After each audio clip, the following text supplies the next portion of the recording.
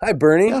I'm so excited that you're excited about recycling. Do you have any questions for us? I do have lots of questions, tons. My first question is, where do you get all that? Where do you get all the trash? Who gives you all their trash? Well, it's not really trash. It's recyclable material, and it comes from you, Bernie. Oh, from me. It comes from people that participate, that put the recyclable material in the recycle bin. So then when you first get it here, what do they do with it? Well, they go to our tipping floor, and we call it a tipping floor because the trucks tip it onto our floor. That makes sense. And then they push it in a big pile? Well, they push it up a pile with a big tractor, and they load it into a big bin that we call a hopper. Oh, there you go. See, I knew that. I knew that there were some of my relatives here. I heard you had a lot of hoppers here.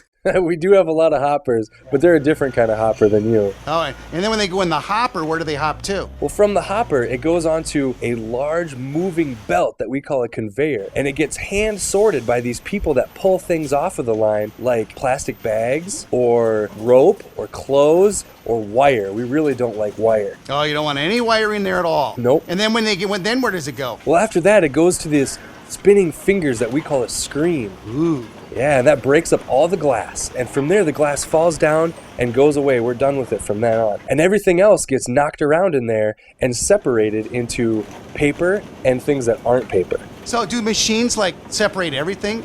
We also have people that separate it. It's very quality controlled. We have people that move their hands really quickly and make sure that there's nothing going into a place where it doesn't belong.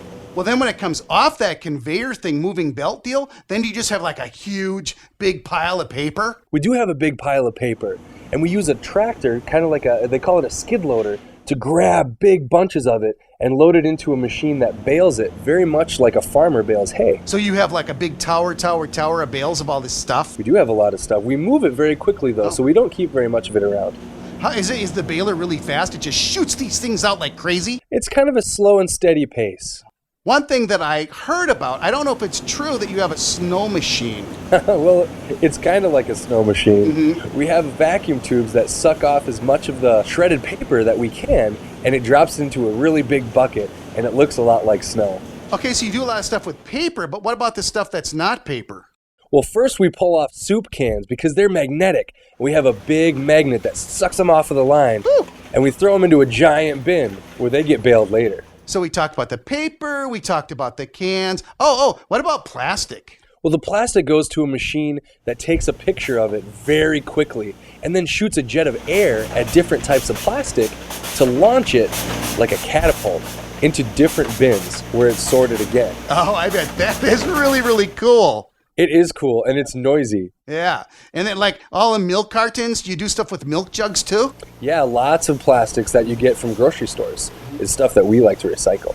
Does it go on a belt? And did I hear something about a vacuum cleaner? Kind of, yeah. After it's done getting sorted by this machine that takes the fast pictures, it gets sucked up by a big vacuum tube and put into another giant hopper, where later it's sorted again before it gets into another baler. Oh, so somebody still has to go through and check through to make sure that it's just the milk cartons. Exactly, because then we can move that material to a manufacturer, a place that makes things out of plastic more easily than if it had, let's say, paper or cans in it. And then all those plastic milk jugs, they get baled too, right? Yeah, they get baled up where we tie really tight wires around them, and then we use a forklift to pile them up until we're ready to move them to someone that'll pay us for them. You know, one of my favorite things is when all those cans are all squished and squashed together. It looks really cool. It's very colorful. So after the big blue monster gets done taking care of all of this and separating it all and putting it in bales, then you have all these bales of stuff like cans and plastic and paper and all that. So what do you do with all that stuff? We try to sell it to people that make things out of plastic and paper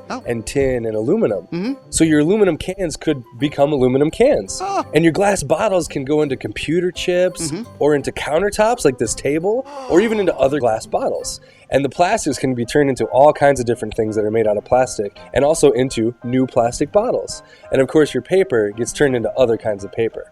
Well, that's so cool. You know, I'm gonna do a music video because I want to help spread the word about this. So I'm gonna go to Lick the Spoon and I'm gonna meet with my storyographers. And I heard that you had some kind of Emmy Mac or something kind of t-shirts maybe that I could use. Well, I don't know what a storyographer is, but we do have a program here called the Ecomaniacs. Oh, yeah. And we'll let you use some t-shirts for your music video. Okay, do you have like 60 of them?